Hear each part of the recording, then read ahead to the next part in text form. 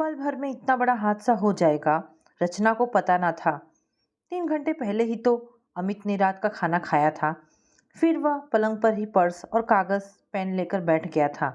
उसने रचना से कहा था कि वह और अंश सो जाए, उसे कुछ हिसाब लिखना है, उसके बाद ही वह सोएगा। रचना जब सवेरे सोकर उठी तो उसने अमित को जगाना चाहा, पर यह क्या, उसका शरीर तो ठंडा पड़ चुका था। अमित का लिखा हिसाब पर्स में अभी तक रखा हुआ था। कल ही तो वह अपनी सैलरी लेकर आया था। एक कागज में राशन का खर्च लिखा था और उसकी रकम अलग रखी हुई थी। दूसरे कागज में अंश की स्कूल फीस व अन्य खर्चे लिखे थे और उनके लिए रुपए अलग कर दिए थे। अमित का आखिरी प्लान बनाकर चला गया। उसने अपने खर्चों का, अपनी गाड़ी के पेट्रोल का और अपने जेब खर्च का कोई हिसाब नहीं लिखा था। शायद उसे मालूम हो गया कि अब इसकी ज़रूरत नहीं। रचना ने अमित का सूटकेस खोला। उसमें रखा सारा सामान ज्यों का त्यों पड़ा था। एक एक चीज़ को अमित बड़े करीने से सजाकर रखता था। दफ्तर के कागजात रखने के लिए अलग ब्रीफकेस था। व्यक्तिगत चीज़ों का एक अलग रजिस्टर था जिसमें वह खुद के और रचना के नाम, इन्वेस्टमेंट, शेयर, डिबेंचरों, म्यूचुअल फंडों, जीवन बीमा पॉलिसियों और बैंकों में सावधि जमा के खाते आदि दर्ज कराता था। ऑफिस से आते ही वह यह रजिस्टर लेकर बैठ जाता था। कई बार रचना उसके इस काम से उबकर फटकार भी दिया करती थी। अमित बोलता, ये सब तो फ्यूचर के लिए है, मेरे लिए, तुम्हारे लिए और इस छोटे अंश के लिए। अमित को प्लान करने की आदत थी। बड़ी प्लानिंग, छोटी प्लानिंग और रोजमर्रा की प्लानिंग, यानी प्लान करना ही उसकी जिंदगी थी। वह कहा भी करता था, रचना, बिना प्लानिंग की जिंदगी कुछ भी नहीं है। जितने दिन जियो अपने अनुसार जियो। ये जीवन बहुत छोटा होता है और कामों की श्रृंखला बहुत लंबी होती है। अपने सोचे हुए काम अगर पूरे नहीं हुए तो मन में मलाल रह जाता है। इसलिए कामों को चुनना है। जितने जरूरी लगे उतना ही पूरा करने की कोशिश करो, बाकी छोड़ो। वे तुम्हारे नहीं हैं, वे बस मोह है। इस मोह को त्यागना है। सचमुच तुमने तो मोह त्याग दिया अमित। अनायास रचना के मुख से निकला। तुमने प्लान किया मुझे अकेले छोड़ने का। ऐसा स्वार्थी तुम्हारा प्लान निकला। तुमने सिर्फ अपना प्लान किया, मेरी जिंदगी की भी प्लानिंग करके जाते। अपने पर्स को ऑफिस से आते ही अमित इसी सूटकेस में रख दिया करता था। सूटकेस खोलते ही रचना को वह पर्स मिल गया। धीरे से रचना ने पर्स खोला। एक रंगीन पासपोर्ट साइज में अमित का आइडेंटिटी कार्ड देखते ही उसकी आंखों से आंसू छलक आए। कहते हैं कि जीवन मरण प्रकृति के हाथ में है, आदमी चाहकर भी कुछ नहीं कर सकता। रचना सोचने लगी कि प्रकृति की यह कितनी बड़ी बेईमानी है। उसकी शादी हुए मात्र 6 साल ही तो बीते हैं। एक स्वयंवर की तरह उसने अमित के गले में वरमाला डाली थी। स्त्री पुरुष का संबंध क्या इतना क्षणिक होता है? अभी उसने जिंदगी देखी ही क्या है? क्यों प्रकृति ने उसका सुख चैन छीन लिया? उसका गुनाह ही क्या है? इस जन्म में तो नहीं, तो क्या सचमुच कुछ जन्म और भी होते हैं? क्या किसी पूर्व जन्म का उसका किया कोई पाप है? लोग तो यही कहते हैं। रचना के मम्मी पापा ने उसे समझाया, बेटी, पाप धर्म कुछ भी नहीं है।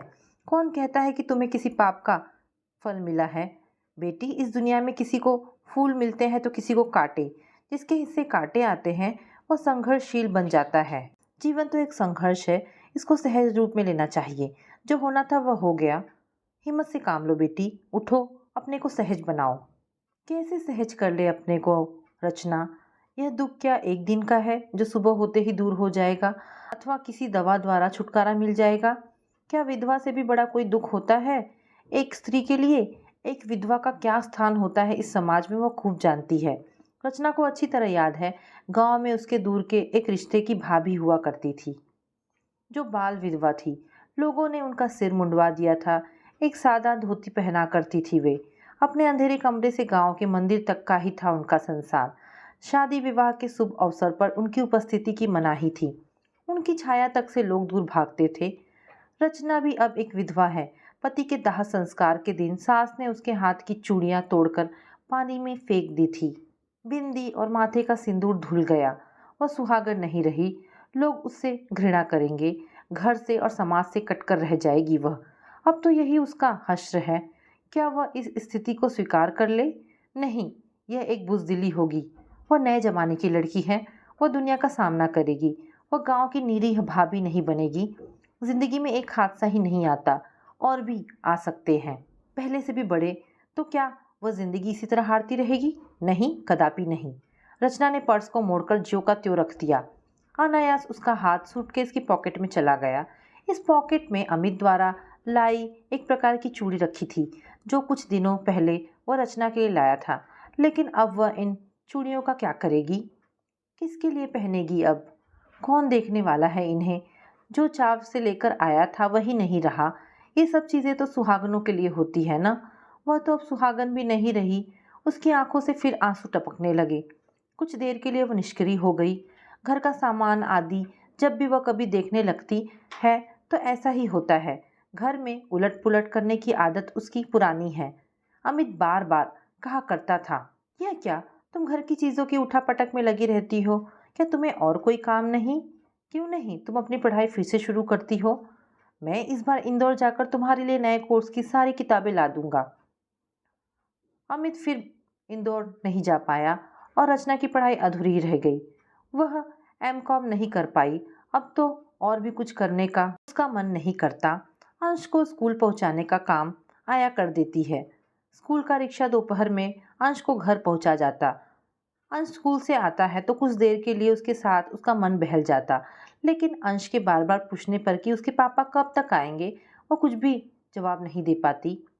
अमित के मृत शरीर को जब शमशान घाट ले जाया जा रहा था तब अंश सवाल कर बैठा था, क्यों पापा को इस तरह लिए जा रहे हैं? उत्तर में रचना बोली थी, तुम्हारे पापा की तबीयत रात से ही खराब है ना, उन्हें हॉस्पिटल ले जाया जा रहा है, जल्द ही वे अच्छे होकर वापस आ जाएंगे। 1 महीना गुजर गया लेकिन रचना अंश के सवाल का जवाब नहीं दे पाई। पिछली साल जब वह अंश के साथ छत पर बैठी थी तब अंश ने वही सवाल फिर से किया था। अचानक रचना के मुंह से निकल गया, वह देखो, सबसे बड़ा तारा जो तुम्हें दिखाई दे रहा है वही तुम्हारे पापा हैं। जब तुम्हें पापा की याद आए तब तुम इसी तारे को देखकर उन्हें पुकारना, वे सपने में तुमसे मिलने जरूर आएंगे। इस तरह कितने दिन रचना अंश को ढांढस देती रहेगी। कभी कभी वह सोचती कि इस पहाड़ सी जिंदगी को कैसे जी सकेगी। अब इस जिंदगी में रखा ही क्या है? किस सुख के लिए वह जिएगी? क्यों ना वह मर जाए, जहर खाकर अपनी जीवन लीला खत्म कर दे।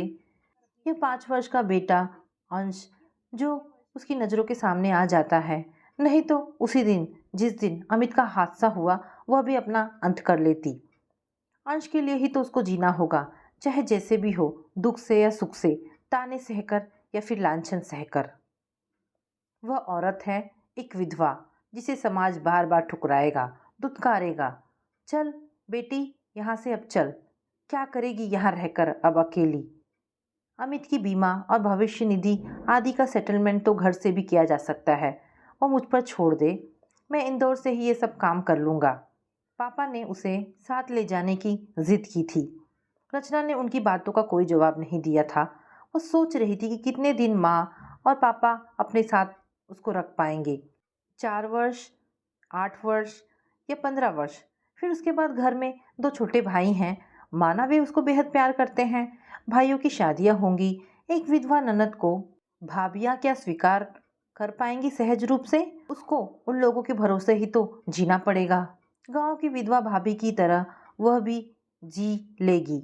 माँ ने भी उसको बहुत समझाया था कि तुम्हारे पापा ठीक ही कहते हैं बेटी, उनकी बातें मान ले और घर चल।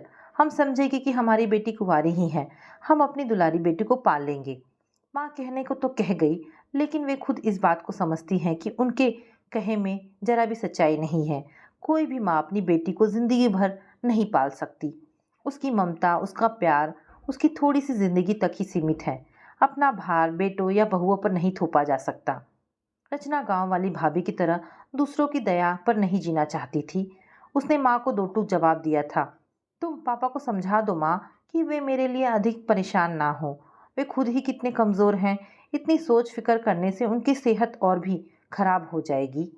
मैं अपना दुख सहन करना सीख लूँगी माँ। रचना का जवाब सुनकर उसकी माँ की आंखें छलछला उठी थी। फिर उन्होंने रचना से साथ चलने को नहीं कहा। रचना ने बिंदियों के पैकेट से एक छोटी सी बिंदी निकाली और ड्रेसिंग टेबल के सामने खड़ी होकर अपने माथे पर लगा ली। कुछ देर के लिए उसे लगा कि जैसे उसने कोई गुनाह किया हो। फिर उसने अपने मन को समझाया, वह गांव वाली भाभी की तरह कभी नहीं बनेगी। यह बिंदिया तो अमित ने उसे बड़े प्यार से दी है, इन पर तो केवल उसी का अधिकार है। उसकी याद में वह इन्हें हमेशा अपने साथ रखेगी, चाहे लोग उसे कुछ भी कहे। ये कड़वे सच की तरह है, जिन्हें वो अमित के लिए जिंदगी भर सजो कर रखेगी। बिंदी वाले पैकेट को उसने फिर से वापस रख दिया। अचानक उसकी नज़र अमित की कंपनी के प्रबंध निर्देशक द्वारा भेजे गए उस लिफाफे पर पड़ी जो एक दिन पहले ही उसे मिला था। लिफाफा खोलकर उसने चिट्ठी निकाला और पढ़ने लगी। प्रबंध निदेशक ने लिखा था, अमित के असमय देहांत से कंपनी के हम सभी लोग दुख से स्तब्ध रह गए हैं। आप पर क्या गुजरती होगी इसे हम अच्छी तरह समझते हैं। हम आपसे अनुरोध करते हैं कि अमित की जगह लेकर आप कंपनी की सेवा में आ जाएं। आपका समय भी कट जाएगा और हमें खुशी होगी कि हमने अपने पूर्व कर्मचारी के परिवार के लिए कुछ किया है। रचना कुछ क्षण सोचती रही और उसने फिर निर्णय ले लिया कि वह नौकरी जरूर ज्वाइन करेगी। बिना देर किए उसने सूटकेस से साड़ी निकाली और ड्रेसिंग टेबल के सामने आकर खड़ी हो गई। सिल्क की साड़ी में वह खूबसूरत दिख रही थी। जैसे ही उसने माथे पर बिंदी लगाई, उसे लगा जैसे गहरे अंधेरे के बाद उजाला हो गया हो। अमित का ऑफिस वाला बैग उसने अपने हाथ में उठाया और माँ को कहा, माँ पापा से कह देना मैं उनके साथ नहीं जा सकती। मैंने अपना राह चुन लिया है। मैं अमित की कंपनी ज्वाइन कर रही हूँ। माँ रचना को एकटक देखती रही, उसके माथे की बिंदी और चेहरे के तेज भाव को। रचना का वह दूसरा ही रूप था जिसे देखकर माँ के मन में कौतूहल के साथ एक अज्ञात डर पैदा हो गया। पता नहीं ये लड़की क्या करेगी, घर बाहर किस प्रकार रहना चाहिए इसे मालूम नहीं। कुदरत ने उससे शानो शौकत, खान पान, रहन सहन और सामान्य ढंग से जीने का हक छीन लिया है। क्या वह नहीं जानती? कुदरत ने ही उसके साथ खिलवाड़ किया है। तब सच को छिपाने से क्या फायदा? अपने धर्म और परिवार का ख्याल रखना पड़ेगा। आने दो, आज समझाऊंगी मैं उसे एक विधवा को कैसे रहना है और कैसे जीना है। शाम को रचना जैसे ही अपने ऑफिस से लौटकर आई, माँ ने उसे अपने पास बिठा लिया। रचना बहुत खुश थी। माँ से उसने कहा कि ऑफिस का माहौल उसके अनुरूप है। एमडी से लेकर जीएम, अन्य अधिकारी तथा स्टाफ के सभी लोग उसको बहुत आदर देते हैं। अमित कंपनी में एजीएम के पद पर था। वही जगह रचना को भी मिली। ऑफिस में एक एजीएम का एक और पद है जिस पर फिलहाल मुंबई से निखिल ने ज्वाइन किया है। निखिल और अमित ने एक ही दिन दिल्ली में कंपनी ज्वाइन किया था। निखिल से दिल्ली में ही रचना की मुलाकात हुई थी। एक बार अमित ने अपने घर उसे खाने पर बुलाया था, फिर उसका ट्रांसफ़र मुंबई हो गया। आज ऑफिस में उससे भेंट होने पर पुरानी याद ताज़ा हो गई। उसने अमित की मृत्यु पर काफ़ी अफसोस प्रकट करते हुए कहा, आप इस ऑफिस में आ गई, अच्छा हुआ।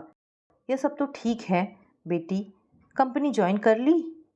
मैं मना नहीं कर रही, लेकिन तुम इस तरह मत रहो कि लोग तुम पर उंगली उठाए। तुम्हें रंगीन कपड़े बिंदी छोड़कर सादे ढंग से जीना है। माँ ने जैसे अपना हुक्म जारी कर दिया। माँ ऐसा ना कहो, मैं एक विधवा की तरह नहीं जी सकती। मेरा दम घुट जाएगा, मेरा अंश मर जाएगा। मुझे इन खोखले बंधनों से उबरने दो। माँ, मैं अपनी ज़िंदगी को अपने बेटे के साथ भरपूर जीना चाहती हूँ। मुझे बल दो माँ कि मैं इन बुरे रीति रिवाजों को खुलकर सामना कर सकूं। रचना ने अपना साहस दिखाया। ये कैसे होगा बेटी? मैं मान भी जाऊं, लेकिन तुम्हारे पापा, अपना धर्म, यह समाज हमें सुख चैन से नहीं रहने देगा। उसकी चिंता तुम मत करो माँ, हमें ढंग से जीने का पूरा हक है। जो धर्म हमें अपने पद से डिगा दे उसे हम नहीं मानते, और यह समाज जो खुद कुरीतियों के दलदल में फंसा हुआ है उसकी हम क्यों सुनेंगे? हम जैसा करेंगे समाज वैसा ही बनेगा। माँ ने फिर कुछ जवाब नहीं दिया। शायद रचना की बातों का उन पर अनुकूल असर हुआ। वे समझने लगे कि जमाना अब बदल गया है। नए विचारों का साथ देने में ही अब भलाई है।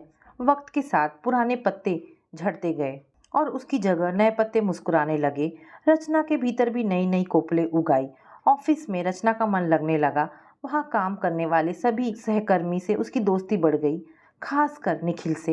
एक दिन निखिल को उसने अपने घर बुलाकर माँ से भी मिलाया। माँ ने उत्सुकतावश उससे पूछ ही लिया कि वह कहाँ का रहने वाला है, उसके घर पर कौन कौन है तथा वह किस बिरादरी का है। निखिल ने स्पष्ट शब्दों में माँ को समझाया था कि वह लखनऊ के दलित परिवार से है। उसके घर में माता पिता और शादीशुदा दो बहनें हैं। वैसे हम खांटी हिंदू हैं, लेकिन किसी दकियानूस धर्म या नीति से बंधे नहीं हैं। हमारा परिवार एक उन्मुक्त परिवार है। उसमें दुनिया की सभी जातियाँ और धर्म समाहित है। इंसानियत ही हमारी जाति है और वही हमारा धर्म है। बेटा, यह सुनने में अच्छा लगता है, लेकिन हमारा समाज और धर्म इसकी इजाज़त नहीं देते। हम इनसे बंधे हैं, अपने मन से कुछ नहीं कर सकते। माँ जी, आप लोगों को कुछ नहीं करना, करने वाले तो हम लोग हैं ही। आप बुजुर्ग लोग बस स्वीकारते जाइए, समाज और धर्म में बदलाव अपने आप आ जाएगा। ठीक है बेटा। माँ जी, आपने स्वीकार कर लिया, फिलहाल बस इतना ही काफ़ी है। निखिल बोलकर जैसे निश्चिंत हो गया। एक दिन आखिर निखिल ने रचना के सामने विवाह का प्रस्ताव रख ही दिया। इस पर रचना ने कहा, मेरे साथ मेरा 5 वर्ष का बेटा अंश भी है। निखिल, क्या तुम उसे स्वीकार करोगे? ऐसा क्यों बोलती हो? अंश तुम्हारा बेटा है तो वह मेरा भी बेटा है। हमारे लिए एक बच्चा काफ़ी है, अब और की हमें ज़रूरत नहीं। मुझ जैसी एक बच्चे की माँ और विधवा औरत से तुम शादी के लिए तैयार हो गए निखिल, ये तुम्हारा बड़प्पन है। अरे, तुम्हारी तुलना में मेरा बड़प्पन कोई मतलब नहीं रखता। रचना, तुम जैसी उच्च खानदान की लड़की एक दलित से संबंध करने को तैयार हो गई, इस पर आज ही नहीं आने वाली पीढ़ी भी नाज करेगी। धर्म, समाज और जातिवाद की कुरीतियों पर जो तुमने कुठाराघात करने का साहस किया है वह प्रशंसनीय है। आखिर दोनों की सहमति मिल गई और एक दिन ऑफिस के सहकर्मियों के साथ दोनों ने कोर्ट में शादी कर ली। माँ ने जाना तो रचना से बस इतना ही कहा कि मैं तो मान गई, लेकिन तुम्हारे पापा बर्दाश्त नहीं करेंगे और धर्म समाज से तुम्हें ज़िंदगी भर लड़ना पड़ेगा। रचना ने माँ को साथ रहने के लिए मना लिया। सोचा माँ साथ रहेगी तो पापा ज़रूर आएंगे और किसी भी तरह उन्हें वह मना ही लेगी। यह सोचकर ही रचना के भीतर एक खुशी की लहर दौड़ पड़ी। रचना ने अपने ऊपर लगने वाले विधवा के ठप्पे का अंत कर दिया। कोई अब उसको विधवा नहीं कह सकता, वह सदा सुहागन रहेगी। अब उसकी ओर कोई उंगली नहीं उठा सकेगा। तो दोस्तों, ये कहानी यहाँ पर समाप्त होती है। आशा करती हूँ कहानी आपको पसंद आई होगी। अगर कहानी पसंद आई है तो प्लीज़ इसे लाइक एंड शेयर करें। धन्यवाद दोस्तों, ऐसी ढेरों पारिवारिक और शिक्षाप्रद कहानी सुनने के लिए हमारे चैनल को प्लीज़ सब्सक्राइब करें।